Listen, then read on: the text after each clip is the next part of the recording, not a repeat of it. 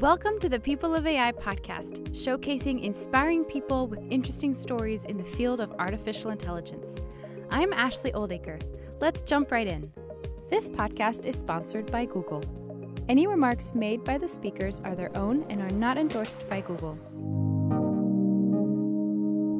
Hi everyone, we're back with season 4 of the People of AI podcast with a lineup of incredible guests, and I'm very excited to bring them on the show and to be able to talk with them and interview them with one of my favorite people, Gus Martins. So hi Gus. Hi everyone, very glad to be back. Very excited to be co-hosting with you again. So we're going to kick off season 4. We've already had 3 full seasons of some incredible people come on the show. It's been wild to talk to some incredible people. Agree. And there were some specific ones that I was, I guess I can say, mesmerized by the way they speak, how, like a lot of stuff that I learned. I work on this every day, and even we are always learning something, and some of those episodes were just amazing. The great part is that you talk to these people, you work with them, collaborate on a project, but you don't really, not always, you know their story, where they came from, how did they got there, and then during the episode we learn about it. It's like, oh my god, this is so cool, right? You see another perspective, and that's it's amazing.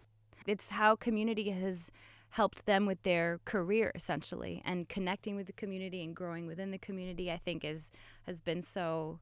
That was what the biggest takeaway I took from those episodes.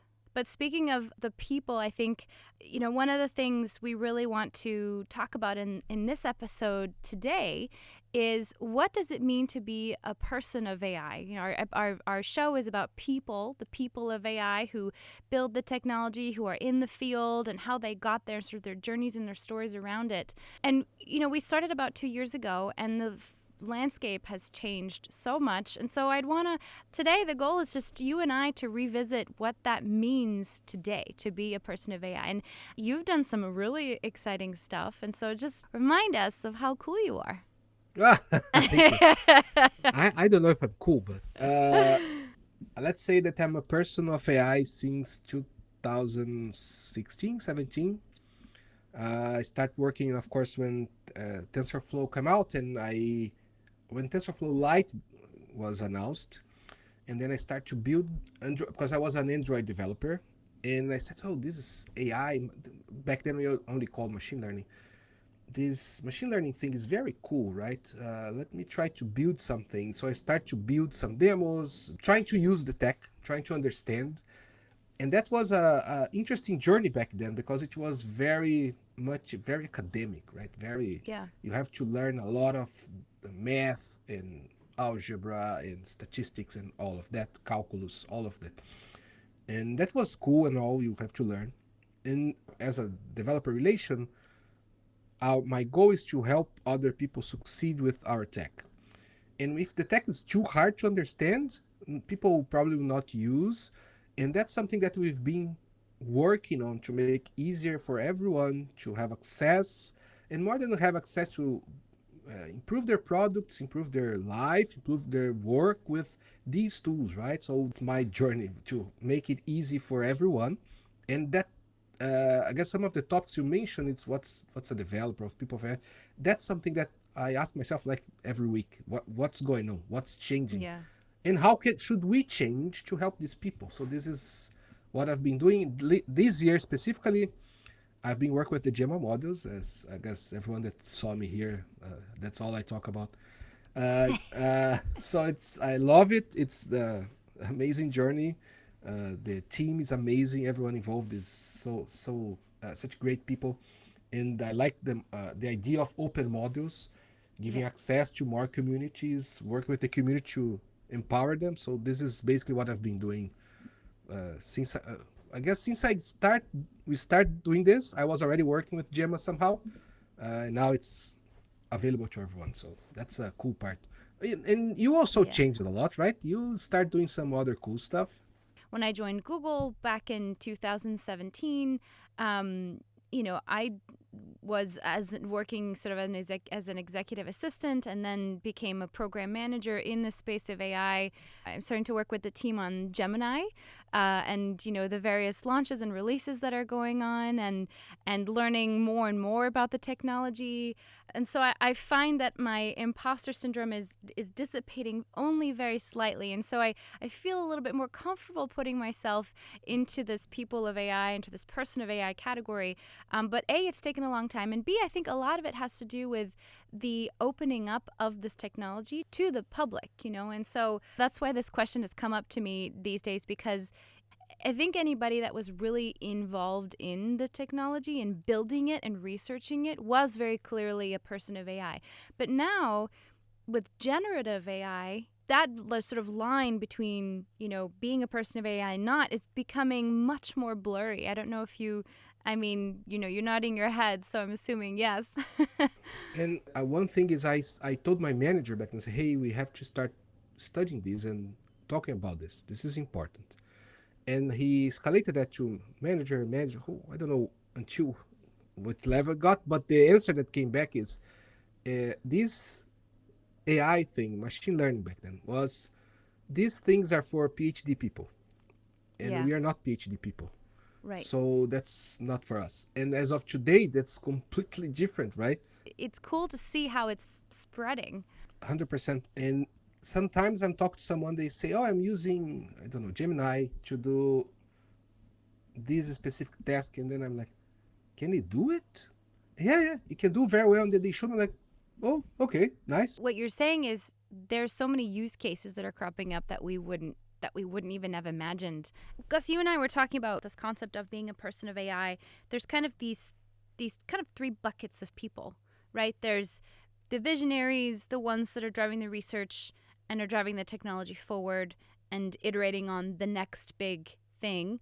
Then there are the developers, the ones who are building with the technology and using the technology to build apps and products and more tools to be used that are sort of iterating off of the technology. And then you have sort of this third emerging bucket of consumers, of people who are using it, but they're not just using it, they're using it with the idea of generating something that they can then use it again. So is it fair to apply this question of being a person of AI to all of these three, I would say?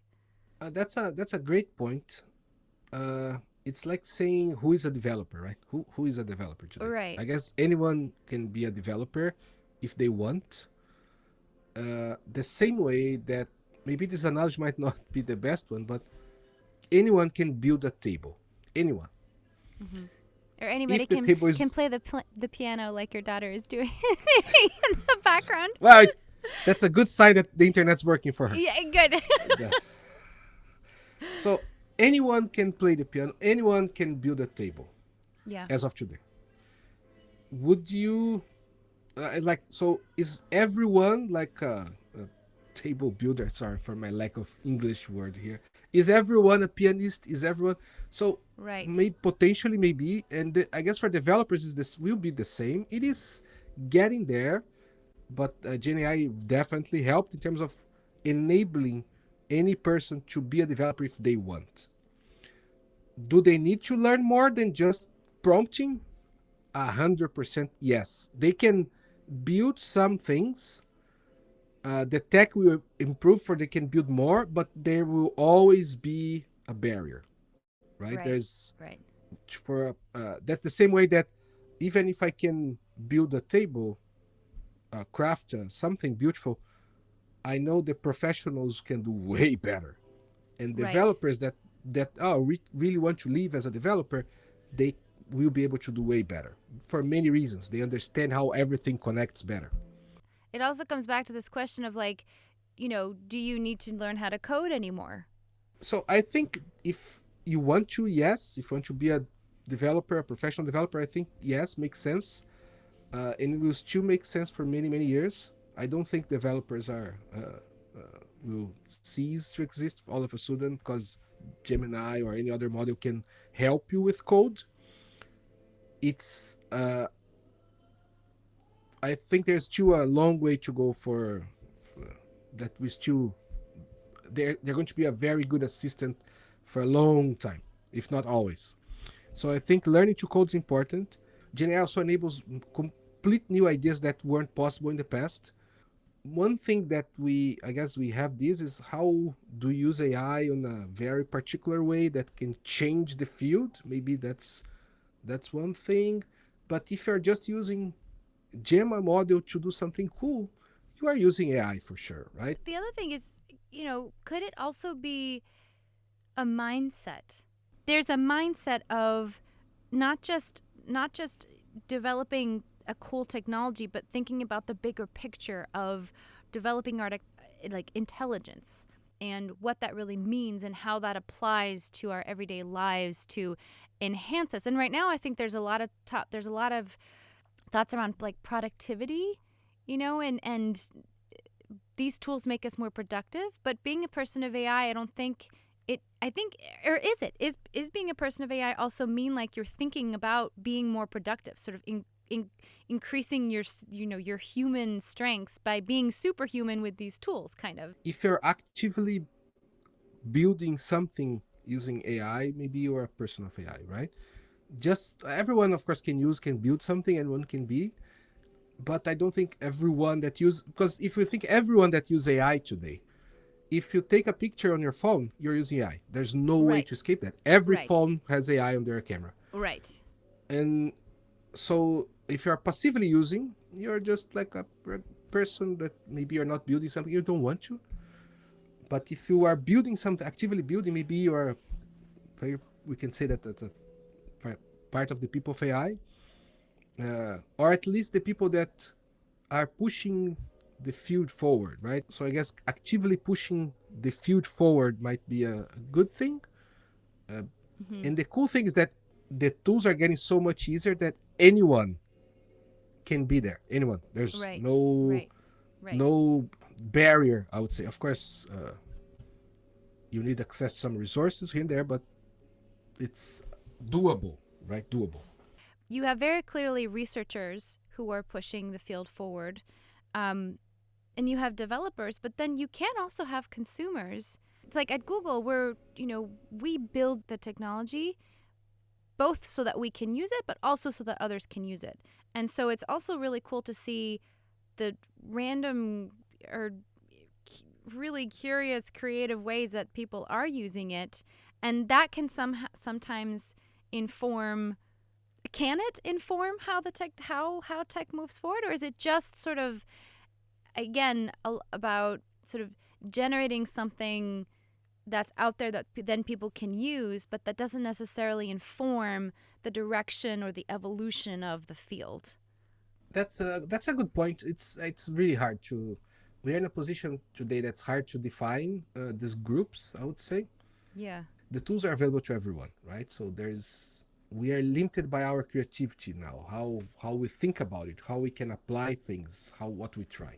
So I know we're sort of not giving any clear definitions about what it means to be a person of AI, but so what would it mean to become a person of AI? That's something I've been studying for many years. I in the past people say, "Hey, how do I start? I want to start learning this machine." Back then, we only talked about machine learning, not AI. Although machine learning is Right. part of AI. Yeah. And I said, "Oh, now today, if you want to start, you have to learn Python, calculus, statistics. You have to do math. You have to learn a little bit. You have to learn Python, which is the main language, was the main language, and then maybe some framework like Keras or something." And a lot of that knowledge is, of course, still very important. But depending on where this person or what this person wants to do, they can right now start building something with Gemini. They can just, if they are a developer and they want to just apply Gemini on their application, their product, they can do this right now without like learning all the inside and details of how the transformers architecture work. And that's fine, right? That's super fine. So we are in a position today that uh, the journey is you can start easy and it can go as hard as you have time to, right? Right. Definitely the barrier of entry has gone way down. So it's much Yeah. easier right now to get into it. And community, being able to access people in the community that are using it, that are building on top of it. I mean, that has exploded. And I think that's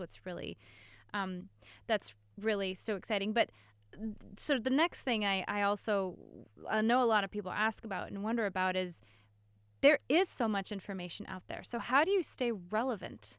I mean, it's one thing, as we said, from just using Gemini to building your own model, it's possible now, and there are lots of resources out there for being able to do that.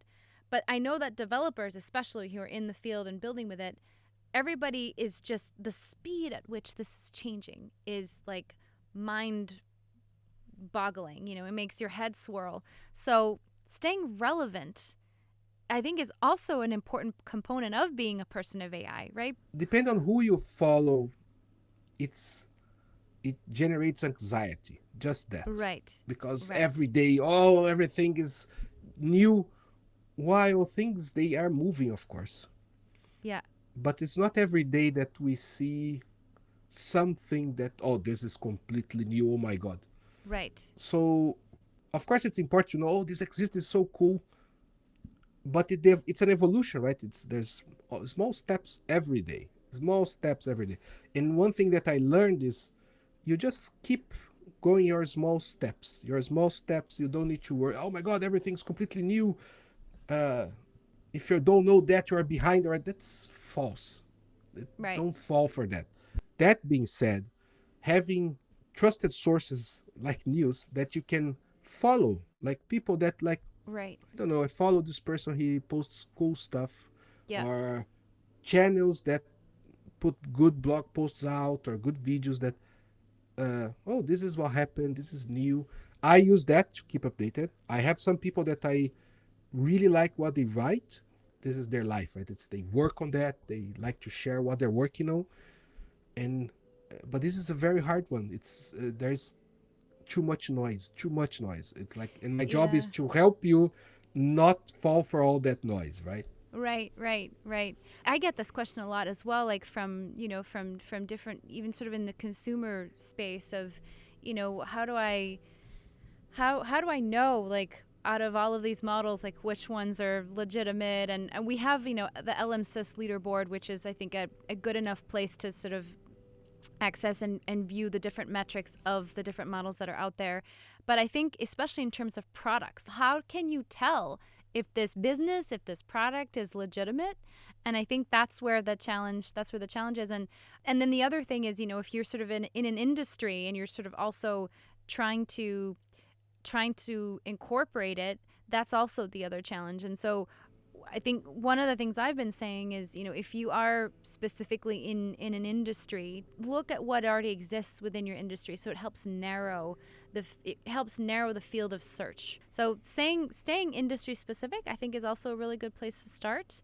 I think That's a you're good right. point. Also, following specific people, I think, is good. People who are actually doing things, who are actually applying the technology and using it, and it shows that it's working. Like, I think that's also really important to see, that the technology is actually working and solving a problem. I like, also, to your point, that, like, I was also confused at one point. I was like, oh gosh, all of these, like Gemini and ChatGPT, all of these new iterations, and how do you keep up with this? And someone was like, well, like, Gemini is just, a better version of Bard, that was a better version of Palm, that was a better. So it's basically the same thing. It's just a better version of it. It's not new. It's just better.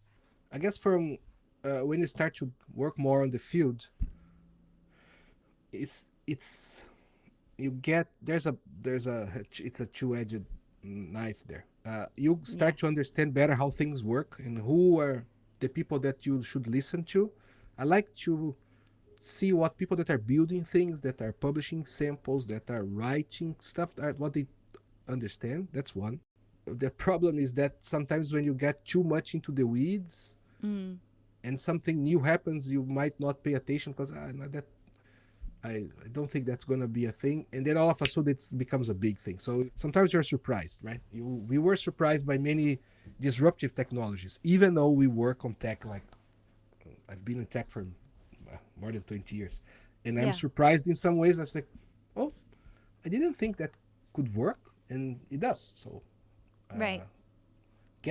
stay up to date is tricky.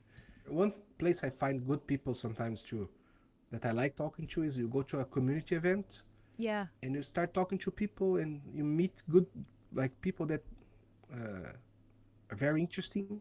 Yeah. So you start listening to what they say, and then let's hear more from that person, right? So that's a way of finding good sources. You can sometimes match what a person is saying with what they've done. And if what they're saying matches with what they've done, then I think there's a good chance that they know kind of what they're talking about. I'm so lucky I'm around, a whole bunch of people at Google and even externally who are working on this technology. And so I get to learn so much by hearing and being in this kind of environment. And I know that that's one way of doing it. But I think the great thing about our team too is that finding the resources that we produce, whether it's the documentation, whether it's, the ai.google.dev site, whether it's videos, like, Joe Fernandez has a great Build with Google AI series that teaches you how to build things. I mean, those are things that you can, really feel confident in learning more about. And as you said, like the community, seeing people who are going in the, that are going in on GitHub, that are looking at the repositories, that are contributing to them, that are using them, that are building on top of them. Like those are all really great ways of learning and being in a space that you can be more or less sure that you get sort of the right information. Finding these people and learning from them, I guess that's part of what we do, right? As Yeah.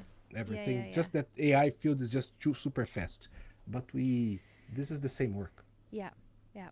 Well, hopefully the People of AI podcast can be a trusted place where you can know for sure that we will bring you the legitimate, interesting people in the space of artificial intelligence that can share life lessons, career lessons to help you along your journey wherever that journey is. So you can count on Gus and I to make sure that we don't steer you astray. Good. I agree. If you would like to learn more about our conversation or our guests, check out the links below. Please subscribe, and if you're feeling extra generous, give us a 5-star rating. We would love to hear from you, so leave us a comment. We'll read every one. Until next time, thank you for listening.